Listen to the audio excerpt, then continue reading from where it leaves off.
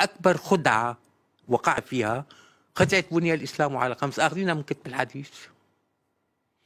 بني الإسلام على خمس: شهادة أن لا إله إلا الله ومحمد رسول الله، إقام الصلاة وإيتاء الزكاة وصوم رمضان وحج البيت.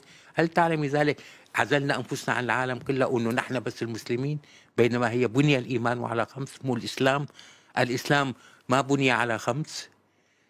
نحن أتباع محمد، هذه تميزنا عن غيرها كملة. أنا كمسلم أؤمن بالله الواحد، كمؤمن أؤمن بمحمد، أضفت إيماني بالله بإيماني بمحمد، فأنا مسلم مؤمن. إن المسلمين والمسلمات والمؤمنين والمؤمنات، المؤمنين بتوع محمد، المسلمين بتوع ربنا. العقل العربي عقل أحادي. إذا من بني الإسلام على خمس، نحن عزلنا حالنا عن الناس كلها. نحن اللي عزلنا حالنا وبعتنا الناس كلها على جهنم، ونحن بنروح على الجنة.